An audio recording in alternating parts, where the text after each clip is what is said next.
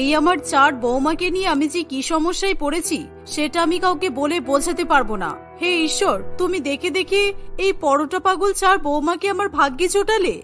কি ব্যাপার মা, আপনি মনে মনে একা একা কি বলছেন? আপনার কি মাথা টাথা খারাপ হয়ে গেছে? তোমাদের জন্য আমার সত্যি এবার মাথা খারাপ হয়ে যাবে। তোমাদের 4 বৌমাকে নিয়ে আমি আর পারছি না। এবার তোমরা নিজেরা পরোটা বানিয়ে খেতে শেখো। আমি তোমাদের মা নই, আমি তোমাদের শাশুড়ি মা, আর এটা তোমরা সবসময় ভুলে যাচ্ছ। কিন্তু মা, আমরা যখন প্রথমেই বাড়িতে পা রেখেছিলাম আপনি তখন কি বলেছিলেন? আপনি বলেছিলেন এখন থেকে আমিই তোমাদের মা, আর এখন থেকে আমাকে তোমরা 4 বৌমা নিজেদের মায়ের মতোই দেখবে, আর এটা তোমাদের নিজের বাড়ি বলেই মনে করবে। এই কথাটা কি আপনি ভুলে গেছেন? আরে এই জন্যই তো আমি খুব ফেঁসে গেছি। আমি যদি সেদিন ওই কথাটা না বলতাম তাহলে হয়তো আমি আজকে বেঁচে যেতাম। ওই কথাটা বলে আমি যে কত বড় ভুল করেছি সেটা আমি এখন বুঝতে পারছি। শাশুড়ি মায়ের কথায় কবিতা, নন্দিনী, টিয়া এবং পায়েল 4 বৌমা হাসতে শুরু করে। আসলে প্রিয়াঙ্কা দেবীর 4 বৌমা কবিতা, নন্দিনী, টিয়া এবং পায়েল ছিল পরোটা পাগল। তারা পরোটা খেতে এতই বেশি পছন্দ করত, প্রত্যেকদিন প্রিয়াঙ্কা দেবী পরোটা বানিয়ে বানিয়ে হাঁপিয়ে যেত, কিন্তু তার 4 বৌমা কখনোই তাকে কোনো সাহায্য করত না। প্রিয়াঙ্কা দেবীর 4 ছেলে 4 জনই একই ফ্যাক্টরিতে কাজ করে, আর সেখান থেকে 4 জনে যা উপার্জন করে সেই টাকা দিয়ে সংসার খরচ ভালোভাবেই চলে যায়। আর তাদের সাথেই প্রিয়াঙ্কা দেবীর স্বামীও ছিল। প্রিয়াঙ্কা দেবীর স্বামী পলাশপুর গ্রামে এক ছোটখাটো মুদিখানার দোকান চালায়, সেখান থেকেও বেশ কিছু টাকা রোজগার হয়।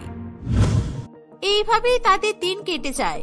একদিন, এই যে আমার 4 বৌমা, শোনো, আমি আজকে তোমাদেরকে খুব ভালোভাবেই বলে দিচ্ছি, এরপর যদি আমাকে বলতে হয়েছে তাহলে কিন্তু আমার থেকে খারাপ আর কেউ হবে না। হ্যাঁ মা, আপনি যতই যাই বলুন না কেন, আপনাকে কিন্তু আমাদের জন্য পরোটা বানাতেই হবে। এ কি, তোমরা তো দেখছি আমার কথা না শুনি একের পর এক কথা বলেই যাচ্ছ। আচ্ছা, তোমাদের কি কোনো বুদ্ধি শুদ্ধি নেই? না আমি এত বড় হয়েছো, মাথায় কোনো বুদ্ধি নেই? আচ্ছা মা, কি হয়েছে ভালো করে খুলে বলুন, আপনি কি বলতে চাইছেন? দেখো, তোমাদের জন্য ভোর থেকে উঠে আমি পরোটা বানাতে পারবো না। সারাদিন পরোটা বানাতে বানাতেই আবার নিজেরই খাওয়া হয় না। আমি তোমাদেরকে আজকে বারণ করে দিচ্ছি, এবার থেকে যদি তোমরা আমাকে পরোটা বানানোর কথা বলেছো তাহলে কিন্তু আমি এই বাড়ি ছেড়ে চলে যাব। তোমরা থাকো এই বাড়িতে, আমি রাস্তায় ভিক্ষা করে খাবো। মা, আপনি কি বলছেনটা কি? আপনাকে যদি কেউ রাস্তায় ভিক্ষা করতে দেখে তাহলে ভাবুন আমাদের কতটা মান সম্মান যাবে। তাই আমরা আপনাকে কিভাবে ভিক্ষা করতে দিতে পারি বলুন? তোমাদের হাত থেকে রক্ষা পাওয়ার জন্য আমি এই ঘর ছেড়েই চলে যাব, সেটাই আমার পক্ষে ভালো হবে। এই বলে প্রিয়াঙ্কা দেবী সেখান থেকে চলে যায়। আসলে প্রিয়াঙ্কা দেবীর 4 বৌমা এত বেশি পরিমাণে পরোটা খেতে ভালোবাসে যে প্রিয়াঙ্কা দেবীকে ভোরবেলা উঠে পরোটা বানাতে হয়, আর এসব কাজ প্রিয়াঙ্কা দেবীকে একাই করতে হয়। সেদিন রাত্রিবেলা প্রিয়াঙ্কা দেবী তার 4 বৌমার জন্য এবং সকলের জন্যই ডাল ভাত সবজি রান্না করে। মা, আপনি আমাদের জন্য ভাত রান্না করেছেন, আমাদের পরোটা কোথায়? আপনি জানেন না আমরা রাত্রিবেলাতেও পরোটা খাই? দেখো, আমি তোমাদের জন্য আলাদা পরোটা বানাবো আর বাকি আমার 4 খোকার জন্য আলাদা আলাদা করে রান্না করব, সেটা কি করে হতে পারে? তাই আজকে থেকে বাড়িতে সবাই একই খাবার খাবে। এটা কিন্তু আপনি একদম ঠিক করলেন না মা। তা সত্ত্বেও আপনি আমাদের জন্য এরকম একটা সবজি ভাত রান্না করলেন, আমি তো এটা একদমই খাবো না। এই বলে তারা 4 বৌমা সেখান থেকে চলে যায়। তারা এক জায়গায় বসে প্ল্যান করতে শুরু করে। এই, তোদের মাথায় কি কোনো বুদ্ধি আছে? আমরা কিভাবে পরোটা খেতে পারবো? কেন, বুদ্ধির আবার কি আছে? আমরা যদি পরোটা অর্ডার করে দিই তাহলেই তো পরোটা চলে আসবে। আমরা পরোটা অর্ডার করে দেব, ঠিক আছে, আর যখন চলে আসবে তখন তো আমাদেরকে আনতে যেতে হবে। আমরা যদি দরজা খুলি তখনই তো মা শুনতে পেয়ে যাবে, আর মা শুনতে পেয়ে গেলে আমাদেরকে আবার বকা দেবে। তখন কি হবে? বকা দেবে তাতে কি হয়েছে? আমরা কি তাহলে না খেয়ে শুকিয়ে দিন কাটাবো? এই, বেশি কথা না বাড়িয়ে চল, আমরা খাবারটা অর্ডার করে দিই। আর না হলে আমার কাছে একটা উপায় আছে। আবার কি উপায় আছে? আমি তো আর কিছুই ভেবে পাচ্ছি না। তোর মাথায় আবার কি আইডিয়া এসেছে বলতো? কি আবার? আমরা সবাই রান্নাঘরে গিয়ে পরোটা বানাবো। একজন আটা মেখে দেবে, একজন বেলে দেবে, আর একজন ভেজে দেবে, আর বাকি একজন আমাদের হাতে হাতে সাহায্য করে দেবে, তাহলেই হয়ে যাবে। বাহ, এটা তো বেশ ভালোই বুদ্ধি। সত্যি তো, এটা আমাদের মাথায় আগে আসেনি কেন? যাক পায়েল, তুই একটা ভালো বুদ্ধি বের করেছিস। এই বুদ্ধিটাই কাজে লাগানো যাক। চল দেখি এই বুদ্ধিটা কাজে লাগাই, তাহলে কিন্তু আমাদের টাকা পয়সাও বেঁচে যাবে আর আমরা পরোটা বানানোও শিখে যাব। এই বলে কবিতা, পায়েল, টিয়া এবং নন্দিনী তারা চারজনে রান্নাঘরে যায় আর সেখানে গিয়ে পরোটা ভাজার ব্যবস্থা করতে থাকে।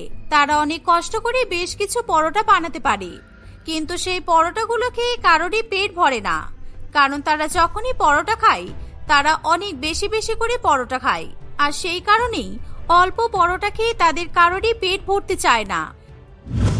তাই সেদিন তারা চার বৌমা যেমন তেমন করেই রাত কাটিয়ে দেয়। সকালবেলা তারা চার বৌমা উঠে আগে থেকেই রান্নাঘরে চলে যায় এবং পরোটার ব্যবস্থা করতে থাকে।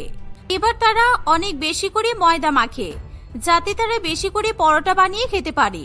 কিছুক্ষণ পর প্রিয়াঙ্কা দেবী রান্নাঘরে এসে অত বেশি ময়দা মাখা দেখে তার চোখ কপালে উঠে যায়। হে ঈশ্বর, এ আমি কি দেখছি? তোমরা চারজন মিলে কি করেছো? তোমরা রান্নাঘরে তো কখনোই আসো না, আর আজকে তোমরা এরকম কাজ বাড়িয়ে বসে আছো। তোমরা কি আমাকে একবার বলতে পারলে না যে পরোটা কেমন ভাবে বানাতে হয়, সেটা দেখিয়ে দিতে? আর এ কি, এত বেশি ময়দা? তোমরা কি আজকে সব ময়দাই শেষ করে দেবে ভেবেছো? মা, আমরা বেশি করে ময়দা কোথায় নিলাম? কালকে যা ময়দা নিয়েছিলাম তার থেকে একটু বেশি নিয়েছি। কালকে তো আমরা চারজন পরোটা করেছিলাম, কিন্তু তাতে আমাদের কারোরই পেট ভরেনি, আর আজকে সেই জন্য আমরা বেশি করে ময়দা নিলাম। আমরা চারজন আজকে পেট ভরে পরোটা খাবো। এই বলে তারা চার বৌমা পরোটা বানাতে শুরু করে। এভাবেই দেখতে দেখতে কিছুদিন কাটে। তারা চারজনে এত পরিমাণে বাড়ির ময়দা শেষ করে দেয় যে প্রিয়াঙ্কা দেবীকে দোকানে বারে বারে ময়দা কিনতে যেতে হয়। এমনকি প্রিয়াঙ্কা দেবীর কাছে টাকা পয়সাও শেষ হয়ে আসে। একদিন যখন প্রিয়াঙ্কা দেবী মুদিখানার দোকান থেকে ময়দা কিনতে যায়, তখন সেই দোকানদার প্রিয়াঙ্কা দেবীকে বলে, কি ব্যাপার দিদি, আপনি রোজ রোজ তো ময়দা নিয়ে যাচ্ছেন, কি ব্যাপার বলুন তো? আচ্ছা, আপনার কি দোকান আছে নাকি? কোনো জিনিসপত্র তৈরি করেন? আপনি তো কালকেই আমার কাছ থেকে 5 কিলো ময়দা নিয়ে গেলেন, আবার আজকেও নিতে এসেছেন। নিশ্চয়ই নতুন কারবার শুরু করেছেন, তাই না? কি আর বলবো বলুন তো দাদা, বলার মতো কিছুই নেই। পাড়া প্রতিবেশী সবাই জেনে গেছে আমার বাড়িতে 4টে রাক্ষস ঢুকে পড়েছে। সে কি কি বলছেন আপনি? রাক্ষস? আর এই গ্রামে? সে কি, আপনি সকলকে জানিয়েছেন এই খবরটা? আরে দাদা, আপনি ভুল ভাবছেন। আসলে সত্যিকারের কোনো রাক্ষস নয়, আমার 4 বৌমা এত পরিমাণে পরোটা খায়, তাই জন্য আমি ওদেরকে রাক্ষস বলছি। আর সেই জন্যই তো আমাকে প্রত্যেকদিন এত বেশি বেশি করে ময়দা নিয়ে যেতে হয়। ও আচ্ছা, তাই বলুন। আমি তো ভেবেছি যে সত্যি সত্যি আপনি হয়তো রাক্ষসের কথা বলছেন। আসলে আপনার বাড়িতেই রাক্ষস আছে, তাই তো? এভাবে প্রিয়াঙ্কা দেবী দোকান থেকে ময়দা নিয়ে চলে আসে। দেখতে দেখতে আরো কিছুদিন অতিবাহিত হয়। একদিন বাড়ির 4 ছেলে তাদের মায়ের কাছে গিয়ে বলে, মা, আজকে আমরা 4 জনে অফিসের একটা প্রজেক্টের জন্য বাইরে কাজে যাচ্ছি। আজ আমাদের কিছু খাবার বানিয়ে দিতে হবে, তাই আমরা ততক্ষণ ব্যাগপত্র গুছিয়ে নিই। তুমি আমাদের জন্য খাবার রেডি করে দাও।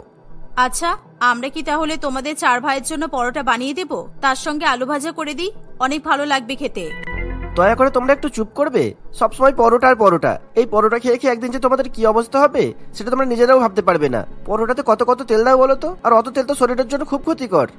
দাদা, কেন শুধু শুধু ওদের বোঝাতে যাচ্ছ? তুমি কি জানো ওরা মায়ের কথা কখনো বুঝতে পারে না? তাই তোমার কথা ওরা বুঝবে এটা ভাবলে কি করে? তাই শুধু শুধু মুখ খরচের থেকে চুপ করে থাকাই ভালো। বৌদি, তুমি দাদার কথাতে কিছু মনে করো না, তুমি তোমার পরোটা খেয়ে নাও, কেমন? তা যা বলেছিস খোকা, আমি তোদের জন্য সবজি আর ডাল ভাত টিফিনে প্যাক করে দিচ্ছি, তোরা ওটাই খাবি। ঠিক আছে মা, আমরা সেটাই খেয়ে নেব, কিন্তু হ্যাঁ, একটু তাড়াতাড়ি করো।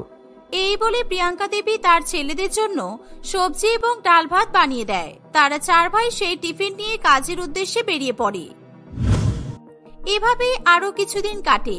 একদিন তারা 4 ভাই বাড়িতে কেউ ছিল না, কাজের উদ্দেশ্যে তারা বাইরেই ছিল। আর সেদিন বাড়ির 4 বৌমা সকাল থেকেই পরোটা, ডিম ভাজা, আলু ভাজা এসব খেতেই থাকে।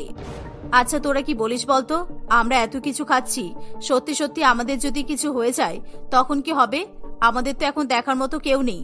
রতন, বিপ্লব, ওরা 4 ভাই তো বাইরে আছে, তাহলে আমাদেরকে ডাক্তারখানায় কে নিয়ে যাবে? আরে তুমি চিন্তা করছো কেন? মা তো আছেই। আমাদের 4 জনের যদি কিছু হয়ে যায় তাহলে মা আমাদেরকে ডাক্তারের কাছে নিয়ে যাবে। তাই আমি কোনো চিন্তা না করে সামনে যা পাচ্ছি তাই খেয়ে নিচ্ছি। আর তাছাড়া আমাদের কি বা হবে? আমরা তো এমনিতেই বেশি বেশি পরোটা খাই। এই বলে তারা 4 জনে আরো বেশি বেশি করে পরোটা, আলু ভাজা, ডিম ভাজা খেতে থাকে। সেই সাথে তারা টমেটো সস দিয়েও পরোটা খায়। এরকম উল্টোপাল্টা খাবার খেতে খেতে সন্ধ্যা হয়ে আসে। সন্ধ্যাবেলা তারা 4 বৌমা আবার আচার দিয়ে পরোটা খায়। এভাবেই দেখতে দেখতে কিছুক্ষণ কাটে। কিছুক্ষণ পর থেকেই তাদের 4 বৌমার পেটে জ্বালা যন্ত্রণা শুরু হয়। এই নন্দিনী, আমার পেটে এরকম জ্বলছে কেন বলো তো? দেখো না কি হচ্ছে বুঝতে পারছি না, আমার তো এবার ভয় করছে। এত জল খাচ্ছি তবুও যেন কমছে না। ও বাবা, তোমারও এমন হচ্ছে? আমি তো ভাবলাম শুধু আমারই হচ্ছে। সন্ধ্যাবেলা থেকে তো 4-5 বার আমার পটিও হয়ে গেল, তাও যেন বারবার মনে হচ্ছে পটি পাচ্ছে। সেটাই তো, আমারও একরকমই মনে হচ্ছে। একবার বাথরুমে ঢুকলে আর বেরোতেই ইচ্ছা করছে না, যেন মনে হচ্ছে আবার পটি হবে। তাহলে আমাদের 4 জনেরই একই সমস্যা। আমারও তো পেটে যন্ত্রণা শুরু হয়েছে। আমি ভাবছিলাম তোমাদের কাউকে নিয়ে আমি হসপিটালে যাব। এখন চলো, আমাদের 4 জনকেই তো হসপিটালে যেতে হবে। এই বলে তারা 4 বৌমা তাদের শাশুড়ি মায়ের কাছে যায়। তারা তাদের শাশুড়ি মাকে তাদের অসুস্থতার কথা বলে। আমি তো বলেছিলাম তোমাদের, আমার খোকারাও তো তোমাদেরকে এত করে বারণ করেছে, কিন্তু তবুও তো তোমরা কারোর কথা শোনো না। এখন এত রাত্রিবেলা কোন ডাক্তারখানা খোলা পাওয়া যাবে বলো তো? চলো হসপিটালে যাই বরং। এই বলে প্রিয়াঙ্কা দেবী তার 4 বৌমাকে নিয়ে হসপিটালে চলে যায়। ডাক্তারবাবু তাদেরকে ইমার্জেন্সি চেক আপ করে বলে, এরকম তো হবেই, এটা তো স্বাভাবিক তাই না? আপনারা এত পরিমাণে অয়েলযুক্ত খাবার খেয়ে রয়েছেন, আর এরকম চিন্তা করলে হবে নাকি? আপনাদের এই সমস্ত কিছু খাবার আগেই বোঝা দরকার ছিল যে আপনারা কি করতে চলেছেন। প্রচুর পরিমাণে অ্যাসিডিটি হয়েছে। আমি কিছু ওষুধপালা লিখে দিচ্ছি, আর আমার কাছে কিছু আছে সেগুলোও দিয়ে দিচ্ছি। এই বলে ডাক্তারবাবু তাদেরকে ওষুধপালা খাইয়ে দেয় এবং তার সাথে সাথে কিছু ওষুধও লিখে দেয়। সেদিন রাত্রিবেলা তারা বাড়ি ফিরে আসে।